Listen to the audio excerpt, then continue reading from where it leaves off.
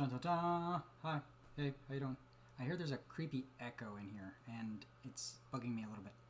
I don't know where it's coming from, but I just realized maybe it's my TV monitor.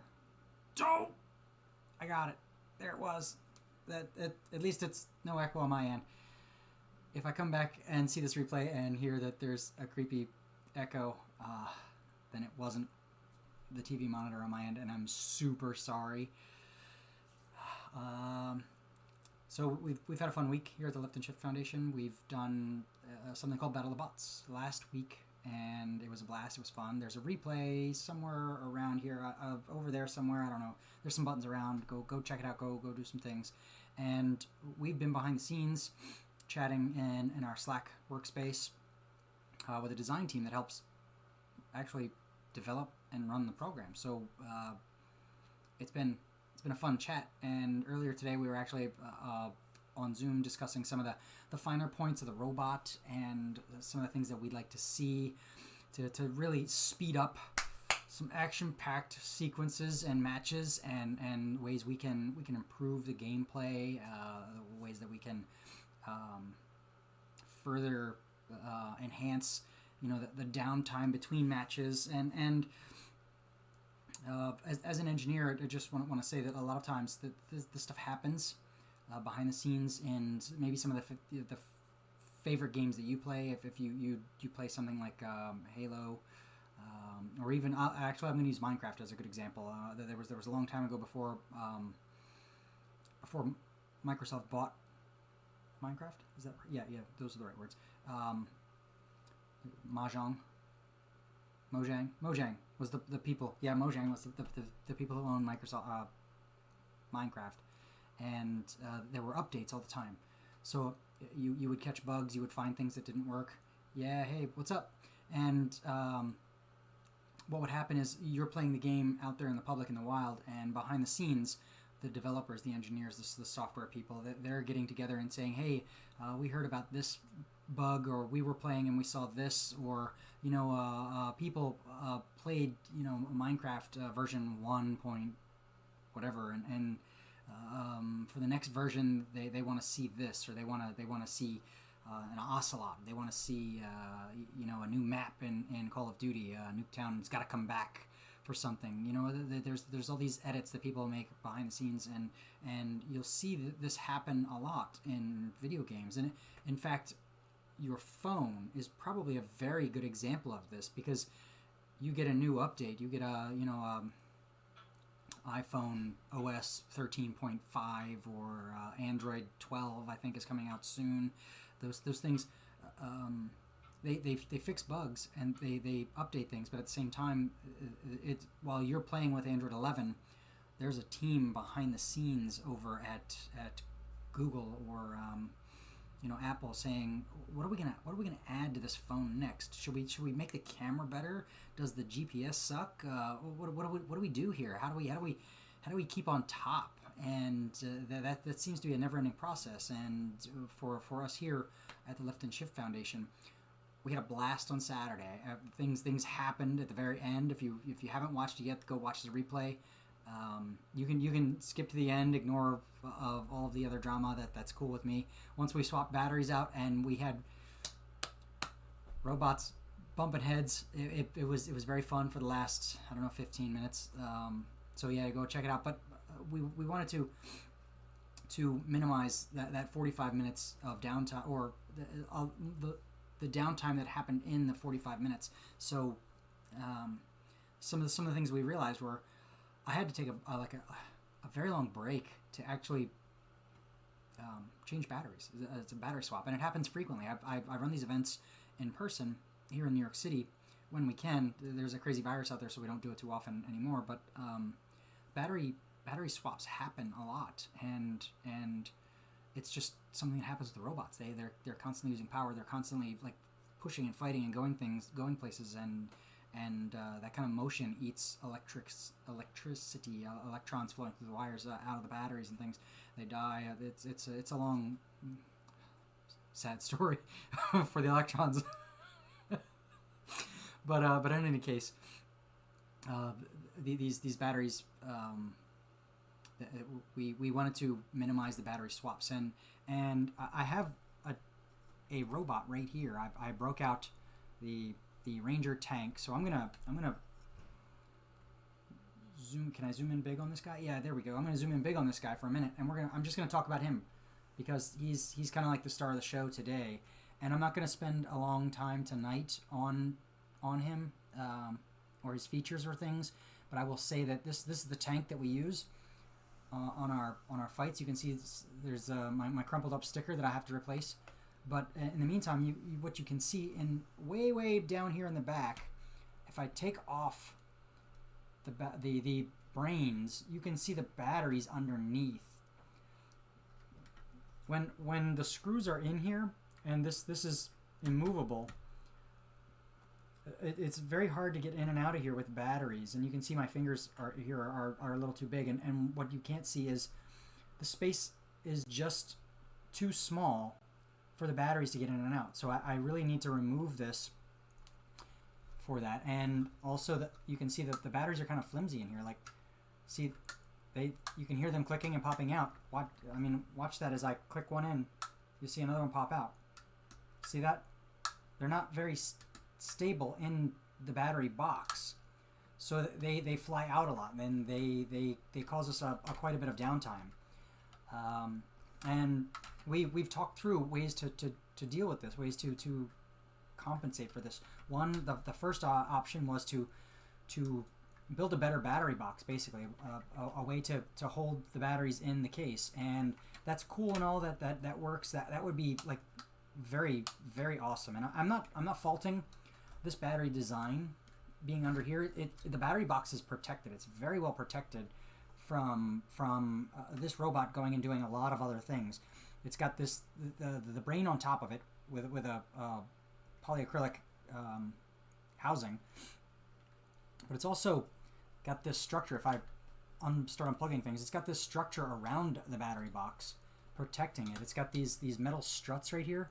You can see these are like a very long bolt almost, and it's got this metal aluminum extrusion on the top and the bottom protecting it, so that the battery box is very well protected in here. And it's not a design flaw that the batteries are hard to get to. It's just how how the make block designed the Ranger tank. Yeah. There's a combination of brass and stainless steel with the threads and things, and so it's not a problem. And I'm gonna hop back. Ooh, hey. I'm going to hop back again and say that it's not a problem. That design that you're looking at right there on that screen, it's not a problem. It's not a design flaw on the engineers at MakeBlock. This is how they designed their robot to function, and honestly, it works very well. If we were going to take this thing outside, it's a tank. It's supposed to go like, it's got treads on it and everything else. Look at that. It's supposed to take a beating basically. But for us, being in a small arena and duking out with another robot, it creates this a different set of requirements for us. So the battery box, we don't necessarily want to be as protected, and we could, if I zoom back in here again, we could create some kind of bracket right here that holds the batteries down. That would be cool. That would be acceptable. We could add more parts there. These are threaded right here. These holes are threaded, so we could actually add something underneath of it to hold the batteries down, and that would also serve our purpose, because what happens a lot of times is the batteries go flying out, and that's why we need the battery change. As the robots fight and duke it out, they go flying, and sometimes the batteries come out. We laugh, we heckle.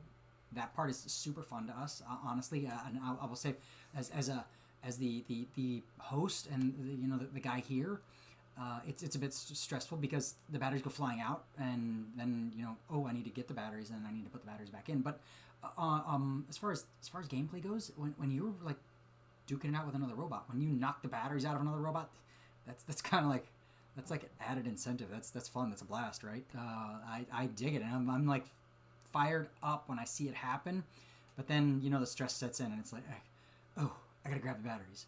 Here we go. We gotta hurry up. We gotta do this. So the first option for us in the discussion was how do we stop the batteries from coming out?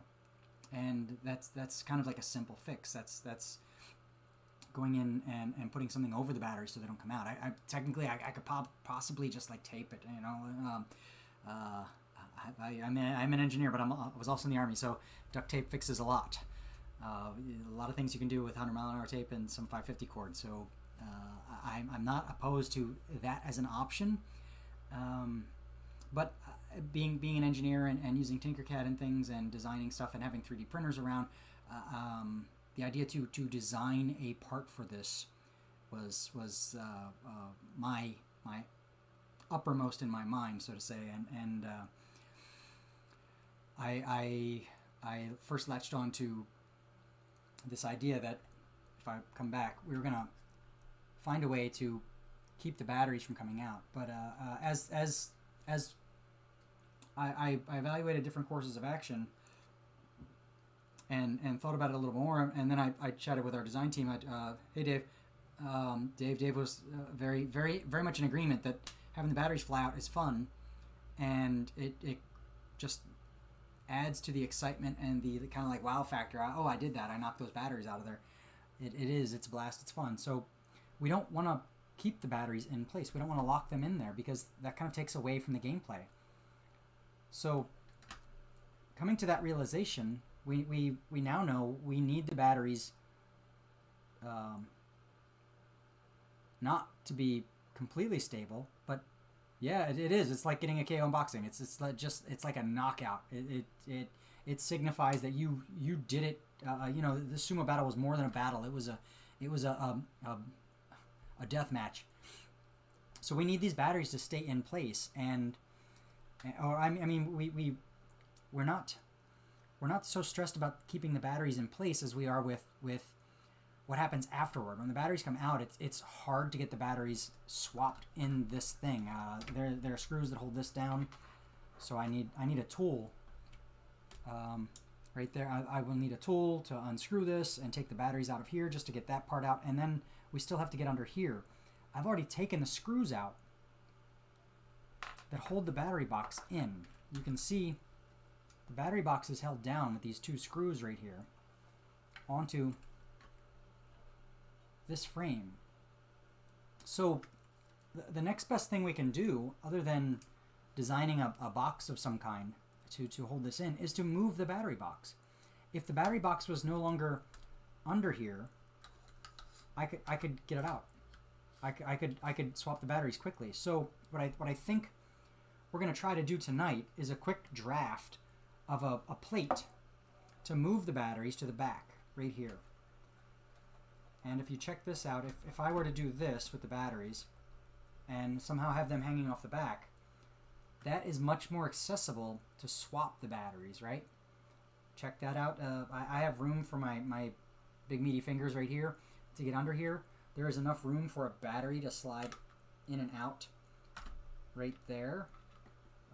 So this doesn't happen when the batteries are under here. So what we kind of want, and this may be like a 2-day project, and I may share the file with the design teams to see if they want to take a stab at improving my draft. But what we kind of want is the battery box on the back here, and I've taken the motherboard, the brain out, so it's hanging loose today, just to show this. But having the battery back here, even off this plate, completely off that plate,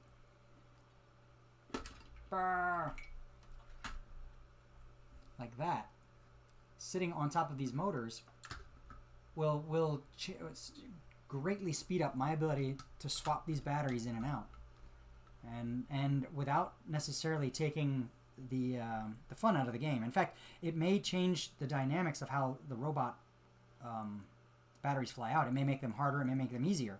Obviously, they're out further, exposed, so there's a potential risk of them flying out. But I just want to also point this out. when the batteries fly out of the robot, typically it's because the robot has flipped over. The robots do this kind of thing where they're in a battle, so their opponent is right here, and they will roll over like that and fall backward, and the batteries slam out. So if you imagine that this is an arm or a lever like that on the back wheels, if the batteries are up here, they're moving at a much faster rate, right? So this battery here is moving very, very fast when it flips over, this top battery. And this is kind of like a physics thing. But if the batteries are back here, all of a sudden they're not really moving so much at all, so they're not gaining momentum and they're not increasing torque and accelerating. So there's actually a very good chance that the batteries might stay in place, and it'll be harder to knock the batteries out. So I'm going to switch screens here just for a minute and explain that again and come back in here and show you right up close. So if you're looking at, sorry, I have two cameras.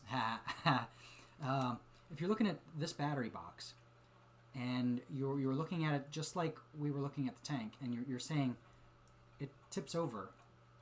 So, oh, I see it. There's a little star right there. I don't know what just happened, but I just happened to look up and see a little star on the screen. So as I get back from the distraction, this battery right here, which is furthest away from the bottom, ooh, look at that. So the hinge right here, or the pivot point, is stationary, and it's been like 8 years since I had engineering mechanics. You'll have to bear with me for a minute.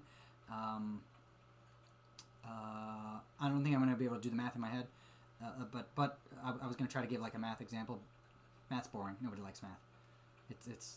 We talk about robots and breaking stuff, but I'll scribble some notes later and draw out some math. But so there's an axis here, and it spins like this. So that's the scenario we have right now, and that means that this axis doesn't move. It's stationary. It has a speed of 0 as it's flipping over. But this end here, this battery specifically here, is actually moving, and it's moving much faster than these other batteries because it's the furthest away from this axis. So as it spins around, it's going like that. So you can see, look at this battery as I spin it. This battery here is not moving very fast, right? It's not moving very far. And the half a second, 2 seconds maybe that I move this battery is moving that far. This battery, however, is moving that far. So physics is going to tell us that as the battery box is being knocked around in the robot, and it's going to like that, it's almost like a catapult, where the longer the arm is for the catapult, the faster you're going to toss that, and the more torque you put on the battery box, which is flinging batteries at that point when they're way out here. So if we change the math, we change the angles and we change the math. If we put the battery box this way and flip it over, all of a sudden the batteries are not really flying anymore. All of them are stationary on one side. So they're not moving as much as they are rotating around the bottom end. And all of a sudden the math is completely different because we're not tossing whole batteries up like a catapult. We're rotating batteries on the end of a lever. So my visuals aside here, what I think is going to happen is if I come back to our robot here, if we move our battery box from way up here, where it's going to flip like that on an axis, and if we move our battery box back here and mount it to the back of the robot, our batteries are not really moving the same distance. And in fact, it's depending on the angle we have, they're not really moving at all. They're just rotating on an axis internal to them. So it may be much harder to knock the batteries loose. And And hey, so as the batteries are harder to get loose, and we know that, when you do knock them out, that's even more bragging rights, and that part is fun. That part is what we've already decided is like the cool part. I think I'm going to take some educated guesses on that process and say that it may not be as loud, it may not be as splashy when the batteries fly out. If we make this hack and move the batteries down lower. But I think because they're exposed, we will get more batteries flying out, and it will cause a bigger scene, and they will spill more than like slam. So based on the fact that there's 6 batteries in this box, in past events we've occasionally seen 1, maybe 2 batteries out of the robot, like flying. The others are trapped inside. If you see my hands right there, the others are trapped inside the box. So it's loud and cool, but not really like splashy. So that's the goal for today. So I'm gonna disappear the robot for a minute and switch cameras, because I'm gonna come here and I'm gonna change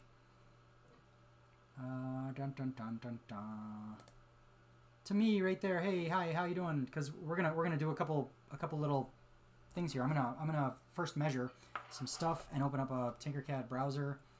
And for the next part of this, we're just gonna design something. I'm gonna scroll through. Actually, I'm just make a new design. Poof. There we go. New design. So we're gonna try to create a plate basically to accommodate this thing. So I'm gonna quickly not give too much instruction on Tinkercad at this point. It's a really cool program. It's really fun to use, and it requires little skill. It's free, and as long as you can figure out like where the buttons go, you can make things that you can 3D print. So we're gonna make like a plate basically. This is my first draft and my first iteration. Or if you're familiar with your iPhone, your Android, whatever the OS was, like Windows, this will be version 1 of our finished product. And I'm gonna put together something here. I'm just gonna get a rough size. I'm gonna do like it's gonna be 2 millimeters thick, and it's gonna go we'll say 65 millimeters by 80 millimeters right there. Just a quick rough guess. And we're gonna leave that there as a plate for right this second, because I'm gonna do some swapping back and forth. What I'm gonna do is let's see. So we need holes in this battery box, right? So I'm gonna dump first. I'm gonna come back here. I'm gonna dump all the batteries. Poof. So you see, we need to mount this on that plate. We're gonna bolt this to that plate up there. There we go. That plate, that red plate right there, we're gonna bolt this to. So we need to know how far these bolts are apart. So I'm gonna break out my trusty digital caliper here. I'm gonna make sure it's zeroed. It's good. We're gonna measure the distance between these bolt holes, and I'm gonna try to get it directly dead on center, and say that these screw holes are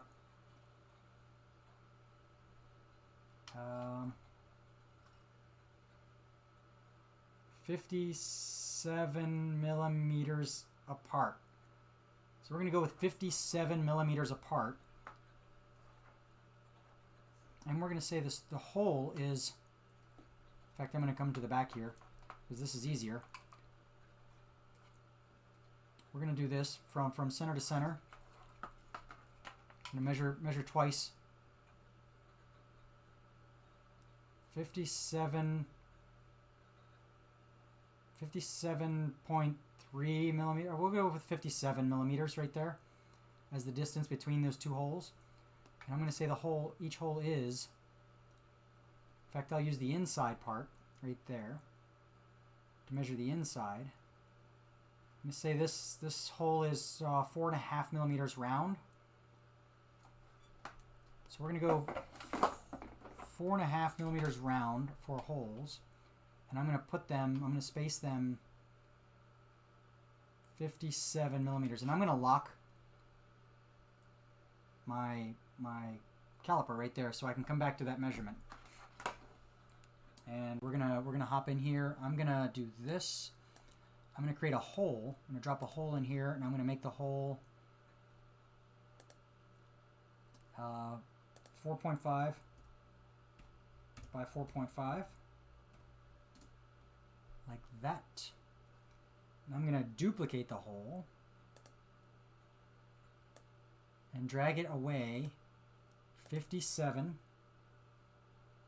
Is that negative? That is negative 57 point. Mine says 0.25. We'll go 57 and a quarter, like that. Cool. So next thing I'm going to do to make this easier on me is I'm going to grab these two parts. I'm going to align them in the center like that so they're lined up. And then I'm going to group them. I'm going to add them as a group like that. So now I have these two holes that are I can drag as a group, and I can put them in here. But what that really does to help me is it'll help me lay out this pad. So now I can center it right there. So they're centered, and now I can also move this pad up like that. So we can place our battery box on the bottom here, and we can have this end bolt into our other plate.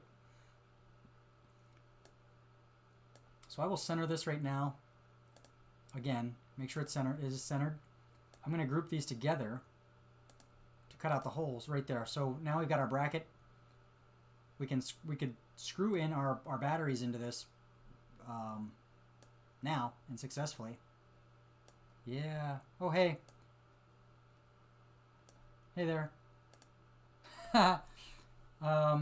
So now what we need to do is make sure this bracket will fit in the robot. And if we're coming back to the robot here, as I've got everything all splayed out everywhere, this battery box itself is 90, almost exactly 91 millimeters wide. I can squish, and here's a super tip. When I push on this, I can get it down to 90.7. That's super and all, but that's like zero tolerance, zero like play. When I crank down on it, I can't really move the box in here. So 0.2 millimeters of play gives us just enough room to be able to slide this box in and out without too much trouble. And then I don't want to get into too much technical detail about the 3D printers, but 3D printers have tolerances where they can only print things in certain increments. So it'll be a challenge to kind of like crank this down and make it exact with a caliper. You can get exact with a caliper like this, but it's not necessary, and sometimes it does more harm than good. So I'm going to say this battery box is 91 millimeters wide, and that's cool and all.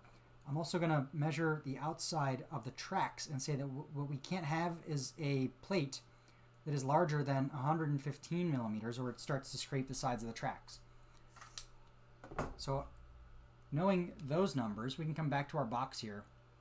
And this is such a super simple little project in a little box. The box is 80 millimeters wide, so it's narrow, more narrow than our battery box, and I'm okay with that as a design. I think that's cool. If we come back to our robot right here, you'll see the battery box has more than enough room to cover this. And I'll come back.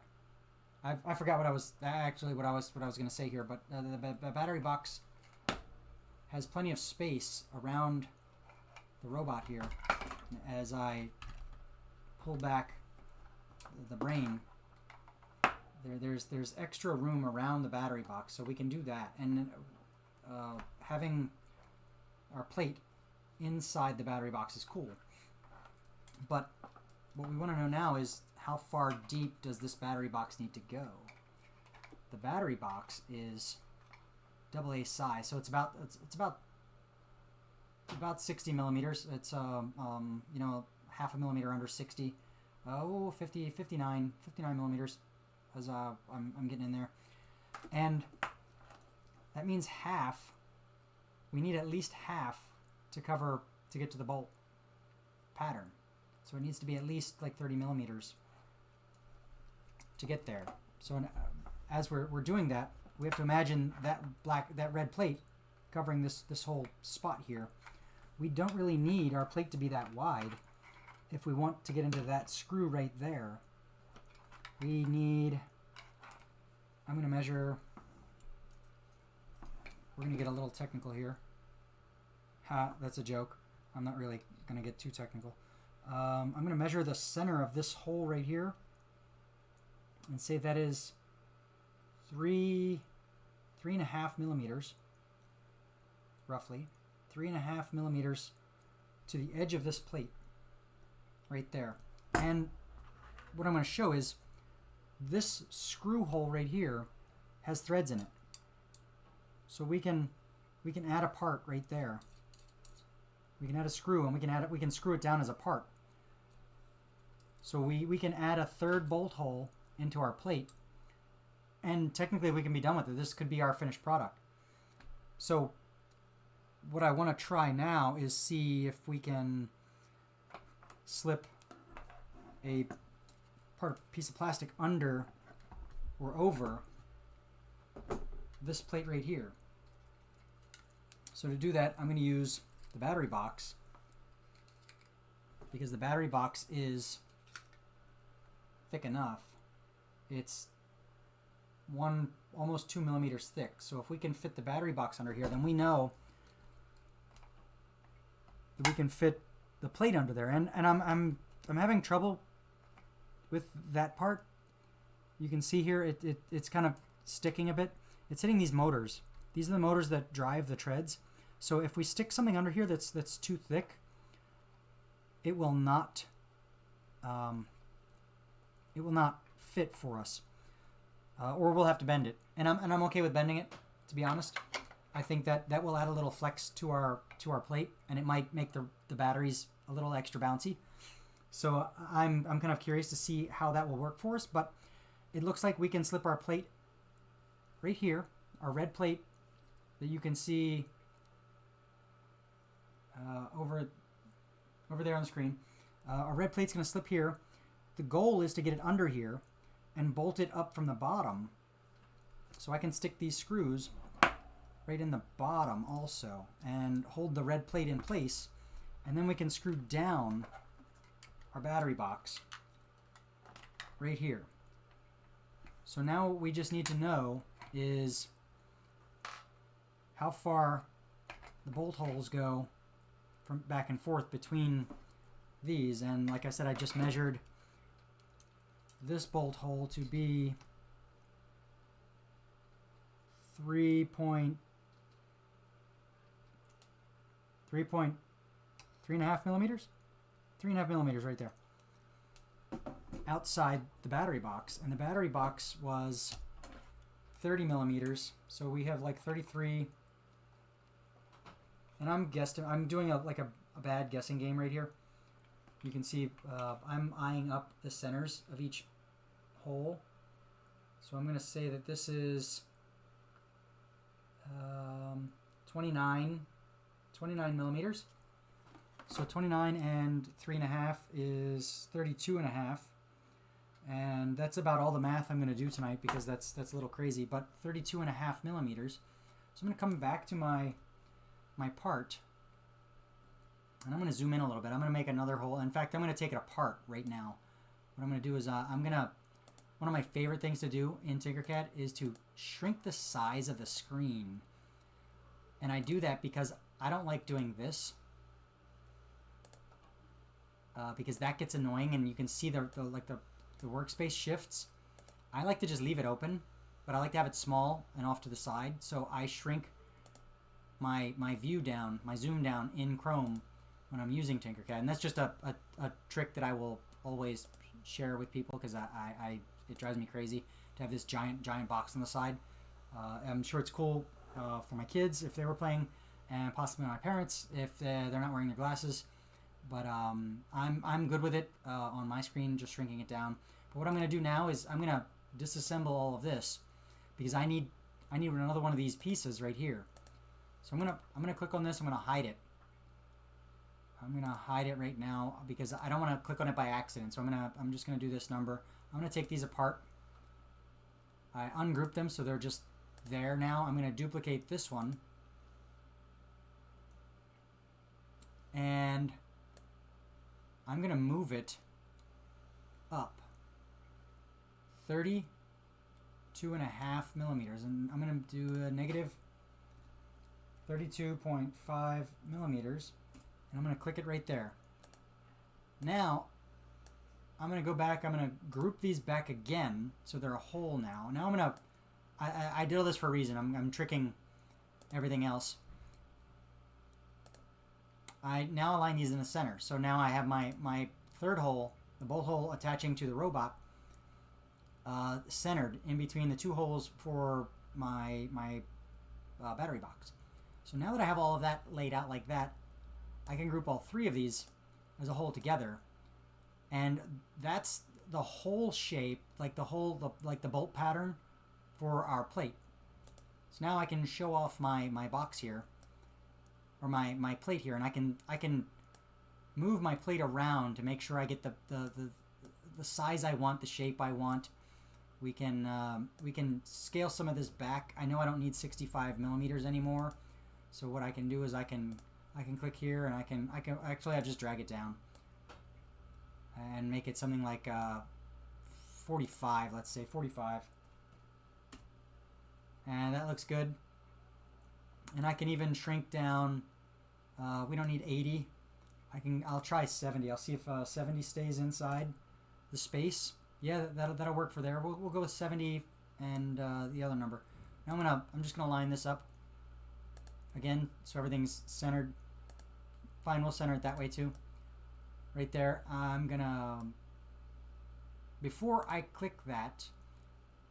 Now, yeah, I was gonna round the edges on this box because that's a feature we can do. We can round some of the corners like that. But I think I'm gonna leave it because in Tinkercad it does this weird thing where it rounds the edges also. So like you can see, like it starts rounding here up to around the outside of it. So it's not just this profile around the outside. It's actually the shape around the like inside, like that. If I move this out of the way, it will actually kind of curve the flat top right here around the edges. So I'm not gonna round the, like I want to make it like fancy and cool and stuff, but at the same time, you can see as I drag this over and get very, very close, this top edge here starts to round and disappear, and it kind of like lowers. You can see it get lower. So I'm gonna leave that as it is, and I'm gonna leave the corners sharp, and I'm gonna zoom back out, zoom back into the box. We're gonna do this. I'm just gonna grab all the parts, put them together. This is our bolt hole pattern, and this is our new bracket.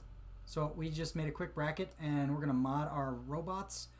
I will print this. I will 3D print this over the week, and we'll come back and maybe do some changes. Maybe I will give a demonstration next week and see how this works. Maybe find out what we want to do to change this. Hi there. Hey, I'm back. I'm here. That's our project for the night. That was super quick, super easy. We're digging into the robot to find out how we make things a little more fun for us as we're playing. And like I said, if you missed it, go back. The replay is still up. We haven't changed anything. We haven't added a new one.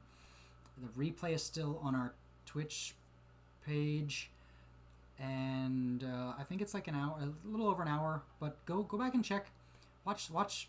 You can watch some of the struggle with the battery change. You can see that it's it's cool, but it drags on, and after like the big bang and the batteries flying everywhere, there's like a 5-minute cleanup, and that's no fun for us. So this is the first step in hacking our Ranger robot to make it more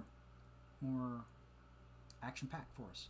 So go back and you can probably watch from like the last 15 minutes and see the change in the action after we swap batteries, and it's something that happens frequently. It's the robots, they use power, they use batteries. This will move the batteries, and I think it will make things more fun for everyone. That's it. I'm done. I'm gonna have a good night. I hope everyone else does. I'm gonna mash some buttons.